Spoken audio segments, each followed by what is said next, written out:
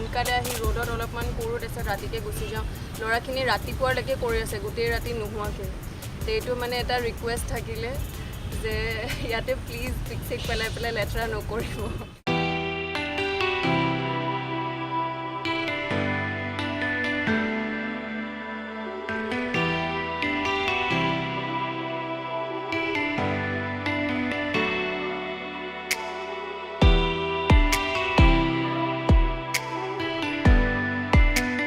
নতুন উৰণীয়া সেতুত কলাৰ যাদু উৰণীয়া সেতুৰ দেৱালত উজ্বলিছে জনগোষ্ঠীয় কলা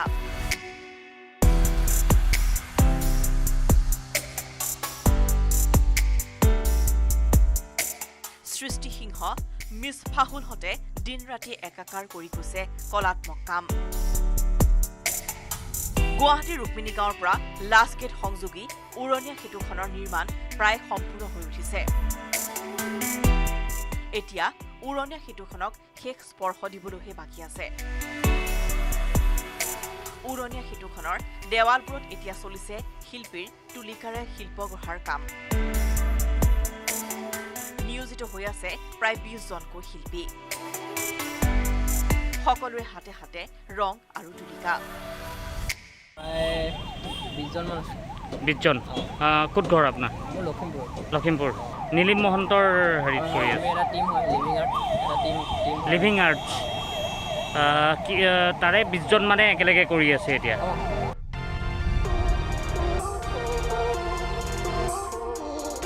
20 অক্টোবৰ তেওঁলোকৰ বাবে অন্তিম দিন সেয়েহে প্ৰত্যেকেই বতৰৰ বিঘিনি বা আন প্ৰাকৃতিক সাল সলনিকো নেওচা দি কাম কৰি গৈছে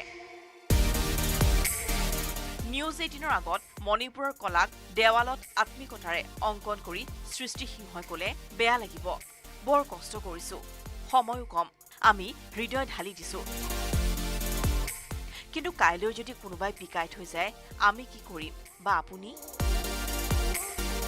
সকলোলৈ অনুৰোধ নিপিকাব নিজৰ চহৰ বুলি নিজৰ ঘৰ বুলি নিজৰ কোঠা বুলি ক'লে নিশ্চয় নিপিকায়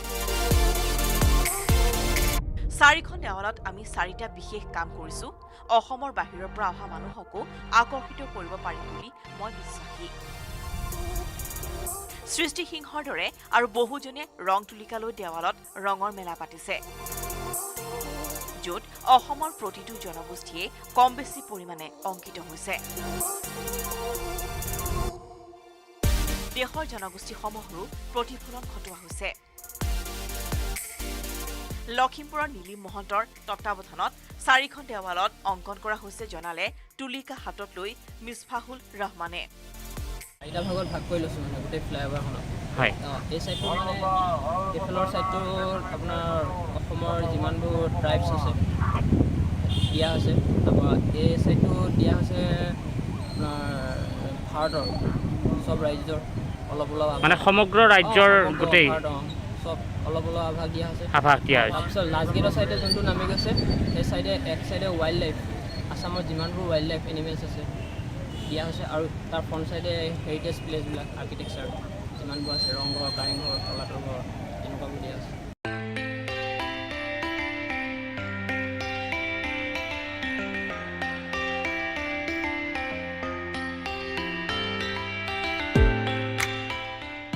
এখনত ৰাজ্যৰ সকলো জনজাতিক আমি অংকন কৰিছো দুয়ে কৰবাত ৰৈ গলেও কোনেও দুখ নধৰে যেন এখন দেৱালত ভাৰতৰ অধিকাংশ জনজাতিক আমি প্ৰাধান্য দিছো এখনত দিছো বন্যপ্ৰাণীক আৰু আন এখনত সকলোবোৰ ঐতিহ্যস্থলীক এনেদৰেই উৰণীয়া সেতুখনত শেষ পৰশ দি সজাই পৰা তুলিছে শিল্পী দলটোৱে ৰাজু বৰুৱাৰ report news 18 Assam north east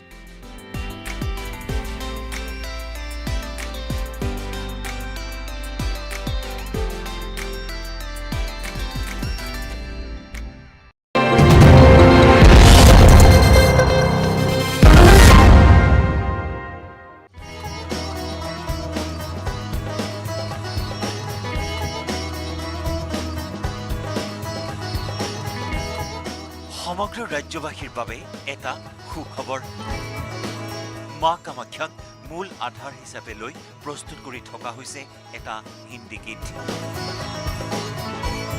গুণগুণ প্ৰডাকশ্যনৰ বেনাৰত ইতিমধ্যেই আৰম্ভ হৈছে কামৰূপী নাৰায়ণী শীৰ্ষক এই গীতটিৰ দৃশ্যগ্ৰহণ।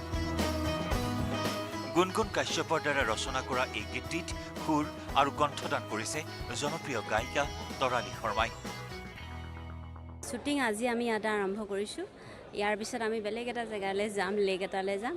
তাৰপিছতে আমি কাইলৈতো লক্ষী পূজা, সেইটো কাৰণে 21, 22 জ্যোতি চিত্ৰবনত হ'ব। গানটো হিন্দী হয়, ছেমি ক্লাছিকেল জনাৰ, কিন্তু অলপ কণ্টেম্পৰেৰী আছে মানে। গানটোৰ নামটো কামৰূপী নাৰায়ণী। এইটো আমাৰে এটা সৰু প্ৰডাকশ্যন আছে, গুণগুণ প্ৰডাকশ্যন। সেইটো প্ৰডাকশ্যনতে এইটো 2 নম্বৰ গান। উল্লেখযোগ্য যে বিগত 2017 চনৰ পৰাই মা কামাখ্যাৰ ওপৰত এটি গীত নিৰ্মাণৰ পৰিকল্পনা কৰিছিল গুণগুণ কাশ্যপে। তেতিয়াৰ পৰাই এই গীতটি লিখাৰ কামত মনোনিৱেশ কৰাৰ লগতে লিখি সম্পূৰ্ণ কৰাৰ পাছতেই জনপ্ৰিয় গায়িকা তৰালী শৰ্মাৰ সুৰ তথা কণ্ঠৰে ৰেকৰ্ডিং কৰা হয়। তাৰেই পৰিপ্ৰেক্ষিতত সোমবাৰে নীলাচলৰ বুকুত অৱস্থিত শক্তিপীঠ মা কামাখ্যা ধামত গীতটিৰ প্ৰথমটো দৃশ্যগ্ৰহণ আৰম্ভ কৰা হয়। দৃশ্যগ্ৰহণৰ প্ৰাক্ষণত সকলো কলাকুশলীয়ে দেৱী কামাখ্যালৈ পূজা অৰ্চনা আগবঢ়াই তেওঁৰ আশীৰ্বাদ গ্ৰহণ কৰে। মন কৰিবলগীয়া যে গীতিকাৰ গুণগুণ কাশ্যপে নিজেই এই গীতটিত অভিনয় কৰাৰ বিপৰীতে কৰিঅগ্ৰাফী কৰিছে কৌশিক কুমাৰ সন্দিকৈয়ে। এই প্ৰজেক্টটো 2017 হয়। মই 17তে ভাবিছিলোঁ। 17ত ভাবি তেতিয়াৰ পৰা চাৰ্জে কৰি আছিলোঁ কাক লিখিবলৈ দিম। কনচেপ্টটো যিহেতু মানে অকণমান মা কামাখ্যাৰ ওপৰত হয়, কিন্তু নাৰী কেন্দ্ৰিক হয়। এতিয়া ইমান সবিশেষ নকওঁ। বহুত এফিচিয়েণ্টলি কাম কৰিছে। মই গুণগুণৰ কাম really appreciate. Thanks to entire team. Thank you. আৰু এইখিনি মই তৰালীবাৰ কথা কওঁ। তৰালীবাৰ আজি আহিব নোৱাৰিলে, তেওঁ গাটো অকণমান বেয়া। এয়া হয় কৰিঅগ্ৰাফাৰ মোৰ কৌশিক কুমাৰ সন্দিকৈ। আচলতে গানটোৰ লগত জড়িত হোৱাৰ প্ৰায় 2 মাহেই হৈছে। খুবেই সুন্দৰকৈ আপোনাৰ লিখিছে, বায়ে লিখিছে আৰু কণ্ঠ নিগৰাইছে আৰু মিউজিক কৰিছে তৰালী শৰ্মা বায়ে। খুবেই সুন্দৰ। কামাখ্যা মন্দিৰৰ ওপৰত গানটো আছে, লগতে গানটোৰ থ্ৰুদি এটা মেছেজো আছে। আচলতে মানে মেইন পইণ্টটো আচলতে সেইটো, খুব ধুনীয়া এটা ভাল মেছেজ এটা আছে গানটোৰ জৰিয়তে। তো আজি ফাৰ্ষ্ট ডে শ্বুট হয়, আপোনালোকলৈ অতি সোনকালে আগবঢ়াই দিম। কামৰূপী নাৰায়ণী গীতটি দেৱী কামাখ্যাৰ ওপৰত আধাৰিত হোৱাৰ লগতে গীতটিত আন বহু গুৰুত্বপূৰ্ণ বাৰ্তা আছে বুলিও ইতিমধ্যেই জানিবলৈ দিছে। গীতটিত দৰ্শকসকলে এক নতুনত্ব লাভ কৰিব বুলি উল্লেখ কৰাৰ লগতে দীপাৱলীৰ পূৰ্বে ৰাইজৰ বাবে গীতটি মুকলি কৰাৰ পৰিকল্পনা গুণগুণ প্ৰডাকশ্যনৰ। শক্তিপীঠ কামাখ্যাৰ লগতে আন কেইবাটাও স্থানত গীতটিৰ দৃশ্যগ্ৰহণ হ'ব বুলি জানিব পৰা হৈছে। দেৱী মা কামাখ্যাৰ ওপৰত আধাৰিত এই ভক্তিমূলক গীতটি ৰাইজে আঁকোৱালি ল'ব বুলি আশা প্ৰকাশ কৰে। হিন্দী ভাষাত মুক্তি লাভ কৰিবলগীয়া এই গীতটিয়ে ৰাষ্ট্ৰীয় পৰ্যায়তো যথেষ্ট জনপ্ৰিয়তা লাভ কৰিবলৈ সক্ষম হ'ব বুলি আশা কৰিছে গুণগুণ প্ৰডাকশ্যনে। কামৰূপী নাৰায়ণী কামৰূপী হয়, তাৰমানে কামৰূপৰ হয় ন। নাৰায়ণীটো দুৰ্গা মা, নামটো দুৰ্গা মাক সদায় নাৰায়ণী বুলি কোৱা হয়। সেইটো কাৰণে কামৰূপী নাৰায়ণী বুলি গানটোতো আছে। গানটোতো আমি উল্লেখ কৰিছোঁ, যিমানটো পাৰোঁ চেষ্টা কৰিছোঁ, সেইকাৰণে নামটো কামৰূপী নাৰায়ণী দিছোঁ।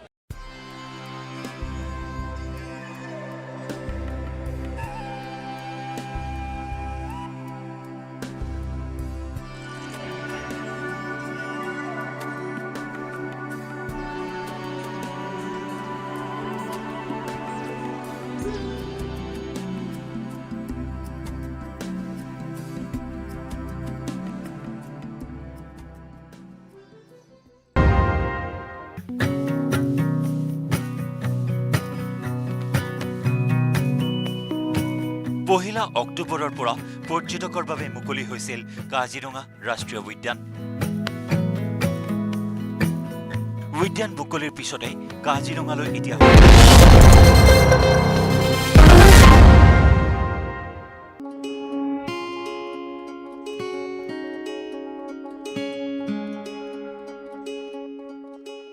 মানুহৰ মাজত সম্প্ৰতি বৃদ্ধি পাইছে জৈৱিকভাৱে উৎপাদিত শাক পাচলিৰ চাহিদা।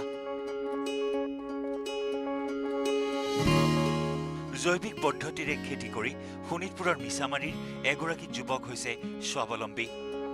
এগৰাকী শিক্ষিত নিবনুৱা যুৱকগৰাকীয়ে বহিৰাজ্য কেৰালাৰ কোম্পানীত শ্ৰমিক হিচাপে কাম কৰিবলৈ গৈ অৱশেষত স্বগৃহত ঘূৰি আহি জৈৱিক পদ্ধতিৰে বিভিন্ন ধৰণৰ শাক পাচলিৰ খেতি কৰি যুৱকগৰাকীয়ে স্বাৱলম্বিতাৰ নিদৰ্শন দেখুৱাইছে। শিক্ষিত নিবনুৱা যুৱকজনে কৰ্মসংস্থাপনৰ বাবে হাহাকাৰ কৰি বহিৰাজ্য কেৰালাত কোম্পানীত শ্ৰমিক হিচাপে কাম কৰিবলৈ গৈছিল। কিন্তু সেই কাম বাদ দি অৱশেষত স্বগৃহলৈ উভতি আহি নিয়োজিত হ'ল সেউজ বিপ্লৱ গঢ়াত। এই যুৱকজনে জৈৱিক পদ্ধতিৰে শাক পাচলিৰ খেতি কৰি বছৰি 1 লাখ টকাৰ উপাৰ্জন কৰে। মিছামাৰীৰ বাঁহবেৰা গাঁৱৰ এজন যুৱক ৰেকিবুদ্দিন আহমেদ। ৰেকিবুদ্দিনে বিগত 3 বছৰ ধৰি নিজ মাটিতে সম্পূৰ্ণ জৈৱিক পদ্ধতিৰে শাক পাচলিৰ খেতি কৰি অঞ্চলটোৰ বজাৰ দখল কৰিবলৈ সক্ষম হৈছে। জৈৱিক খেতি কৰি যুৱকজন স্বাৱলম্বী হোৱাৰ লগতে লাভৰ মুখ দেখিবলৈ সক্ষম হৈছে। বহিৰাজ্য কেৰালাত শ্ৰমিক হিচাপে কাম কৰিবলৈ গৈ ঘৰলৈ উভতি আহি বাছি ল'লে জৈৱিক পদ্ধতিৰে শাক পাচলিৰ খেতি। কৃষি বিভাগৰ পৰামৰ্শৰ লগতে ইউটিউব আদিত জৈৱিক খেতি সম্পৰ্কে অধ্যয়ন কৰি জৈৱিক পদ্ধতিৰে কৃষিকৰ্ম আৰম্ভ কৰে ৰেকিবুদ্দিনে। ফাৰ্ষ্টত মই ইনঅৰ্গেনিক কৰি আছিলোঁ। ইনঅৰ্গেনিকত চাইছোঁ মানে তেনেকুৱা প্ৰফিট আছে মোটামুটি, হ'লেও মানে এইটো ক্ষতিকাৰক হয়। পথাৰৰ কাৰণে ক্ষতিকাৰক, মাটিৰ কাৰণেও, মানুহৰ কাৰণেও ক্ষতিকাৰক। সেইকাৰণে মই ইনঅৰ্গেনিক এৰি এতিয়া অৰ্গেনিকত আহিছোঁ। অৰ্গেনিকত লাভালাভ কেনেধৰণে? লাভালাভ ভালেই আছে। তো এইটো মাৰ্কেট আছে, আমি এইটো বেচিবলৈ সুবিধা পাওঁ আৰু এইটোৰ যোনটো মাৰ্কেট ভেলু বেছি। হয়। ক'ত বিক্ৰী কৰা হয়? এইটো আমি ঢেকীয়াজুলিতো বিক্ৰী কৰোঁ আৰু মিছামাৰী আৰ্মি কেম্প আছে তাতো বিক্ৰী কৰোঁ। বেছিভাগ আৰ্মি কেম্পতে বিক্ৰী কৰা হয়, কিয়নো এইটো অৰ্গেনিক হয়, তো আৰ্মিবিলাকে অৰ্গেনিকে বিচাৰে মানে সিহঁতে। আৰু এইটো মানে বেয়া হৈ নাযায় ফটকে। অৰ্গেনিক বেয়া হয় নাযায়? নাই। কেনেকুৱা লাভ ইয়াৰ পৰা? লাভ ভালে আছে। তুমি কিমান উপাৰ্জন কৰা এই খেতিৰ জৰিয়তে? উপাৰ্জন হৈ যায় মোটামুটি, ভালে হৈ যায়। লাখ পাৰ হৈ যায়, কেতিয়াবা লছো হৈ যায়। জৈৱিক পদ্ধতিৰে কৰা উৎপাদিত পাচলি অঞ্চলটোৰ বজাৰ দখল কৰাৰ লগতে বিশেষকৈ মিছামাৰীৰ সেনা ছাউনীত বিক্ৰী কৰি আহিছে। উল্লেখযোগ্য যে ইয়াত যুৱকজনে বৰ্তমান জৈৱিক পদ্ধতিৰে উন্নত জাতৰ পানীলাও, ৰঙালাও, মূলা, বিলাহী, স্কোৱাছ, তিতা কেৰেলা, জলকীয়া, কেপচিকামকে ধৰি বিভিন্ন ধৰণৰ পাচলিৰ খেতি কৰিছে। ইতিমধ্যেই পানীলাও, ৰঙালাও, মূলা আদিৰো বিক্ৰী আৰম্ভ কৰিছে। জৈৱিক পদ্ধতিৰে কৰা শাক পাচলিসমূহ গ্ৰাহক ৰাইজৰ পৰা ভাল সঁহাৰিও লাভ কৰিছে। যুৱকজনে জনোৱা মতে জৈৱিক শাক পাচলিৰ চাহিদাও সম্প্ৰতি বৃদ্ধি পাইছে। বিগত 3 বছৰ ধৰি তেওঁ জৈৱিক পদ্ধতিৰে খেতি কৰি উপাৰ্জন কৰিবলৈ সক্ষম হৈছে আৰু লগতে দিছে আনকো সংস্থাপনৰ বাট। চাকৰিৰ বাবে হাহাকাৰ নকৰি জৈৱিক পদ্ধতিৰে খেতি কৰি আত্মনিৰ্ভৰশীলতাৰ পৰিচয় দি যুৱ প্ৰজন্মৰ মাজত আদৰ্শ আৰু প্ৰেৰণা হৈ উঠিছে ৰেকিবুদ্দিন।